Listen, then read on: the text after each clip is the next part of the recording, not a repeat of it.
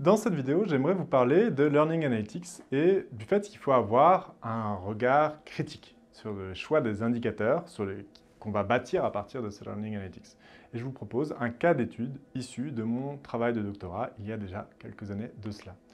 Et donc, au moment où je travaillais sur les MOOC, au moment où ils étaient lancés, il y a eu beaucoup de débats sur les indicateurs de performance des cours et sur la validité du choix de ces indicateurs. On parlait beaucoup de taux de certification des MOOC, c'est-à-dire le ratio entre nombre d'inscrits et nombre de personnes qui terminent. Et on avait tendance à comparer en fait, le succès des cours entre eux, tantôt sur la base du nombre d'inscrits, le succès du cours, de l'intérêt pour le sujet, et tantôt sur la base du taux de certification. Alors évidemment, les taux de certification reflètent également la qualité d'un cours donné. Mais il y a beaucoup de choses qui peuvent influencer sur cet indicateur et du coup, il faut réfléchir à quels sont les éléments qui peuvent perturber l'analyse et l'interprétation. Et du coup, pour aller dans ce sens, j'avais travaillé avec France Université Numérique sur la base de données de 400 000 utilisateurs, près d'1 million d'inscriptions, et je vous présente quelques analyses qui font réfléchir quant au choix des indicateurs comme le taux de certification ou le nombre d'inscrits. Si vous voulez une analyse en français, je vous renvoie sur cet article, le choix d'un MOOC, un processus influencé par l'organisation du cours en catalogue, où on a fait aussi avec des collègues une version anglophone sur PLOS ONE. Vous pouvez aller suivre cet article si vous voulez des détails de la méthodologie suivie et des résultats. Je vous présente quelques résultats brièvement.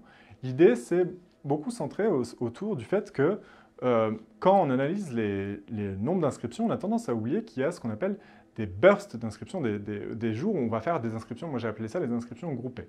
Donc imaginons, on a notre apprenant là, un jour donné, le premier jour, il arrive sur la plateforme, il s'inscrit à un cours, une semaine plus tard, il revient, et en l'espace de 5 minutes, il va s'inscrire à 3 cours. Et donc ça peut se représenter comme ça, c'est des données réelles d'ailleurs, ça, d'utilisateurs de Fun, où chaque ligne, c'est un utilisateur. Et un utilisateur, et en abscisse, vous avez le temps. Et donc, vous voyez le nombre de jours à l'inscription. Là, le premier jour, la personne s'est inscrite à 6 MOOC.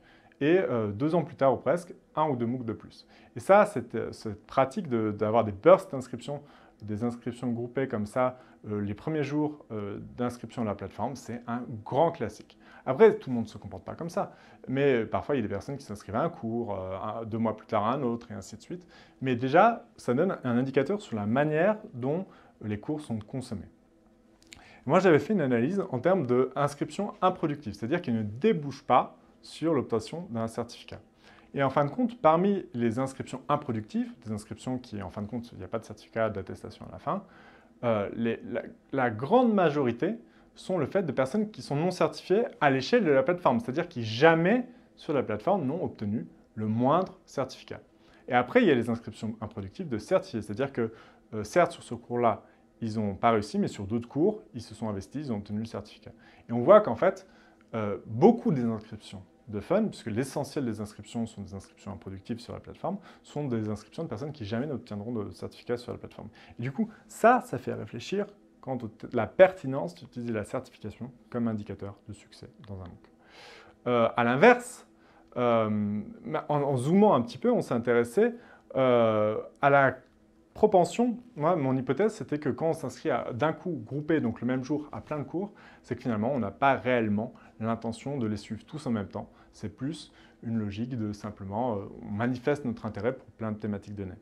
Et ça, c'est particulièrement visible sur ce graphique où ce que j'appelle les inscriptions multiples groupées du premier jour. C'est-à-dire que le premier jour de l'inscription à la plateforme, les gens vont s'inscrire à plein de cours et jamais ne reviendront, en fin de compte. Donc ces inscriptions multiples groupées du premier jour, le jour de la découverte de la plateforme, prennent une place considérable dans, finalement, les statistiques et le nombre d'inscrits sur cette plateforme. Et donc, je suis même allé plus loin, en regardant l'écart en secondes, voire en minutes, pardon, entre différentes inscriptions consécutives pour ces inscriptions groupées.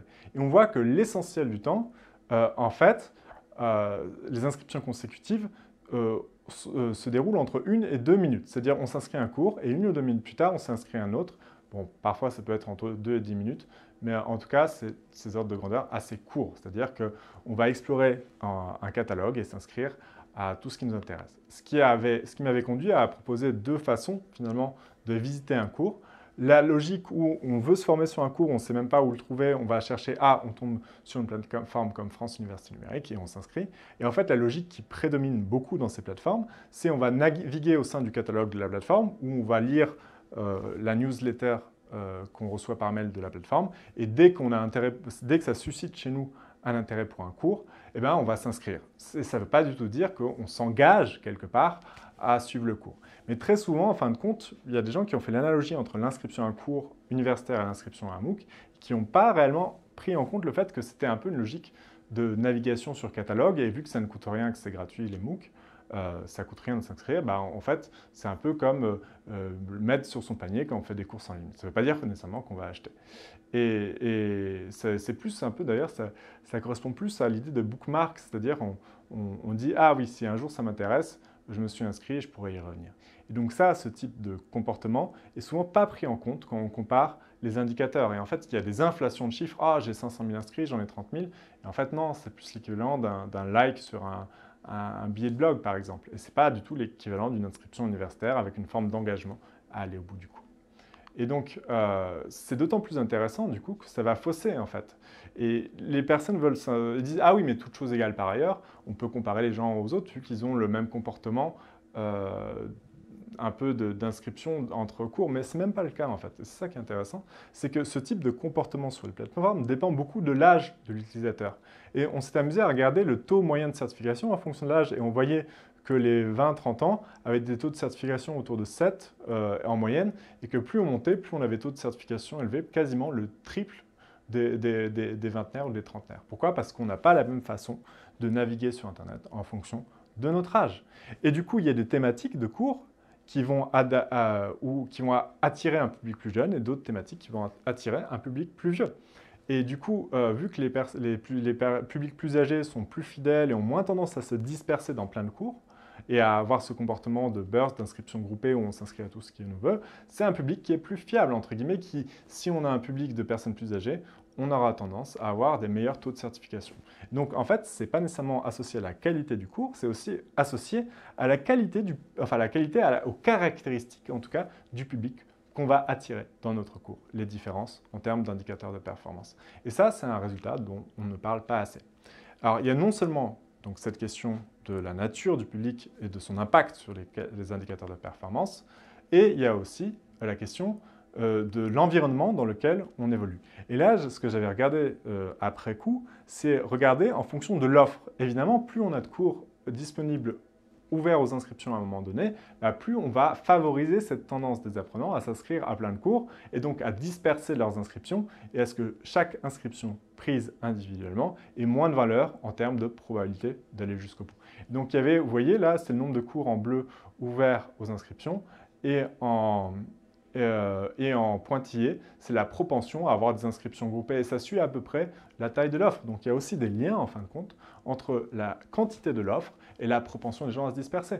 Et du coup, en fonction de la date, le même cours à deux dates différentes n'aura pas probablement les mêmes taux de certification, en partie parce qu'il y aura plus ou moins de compétition avec le reste de l'environnement.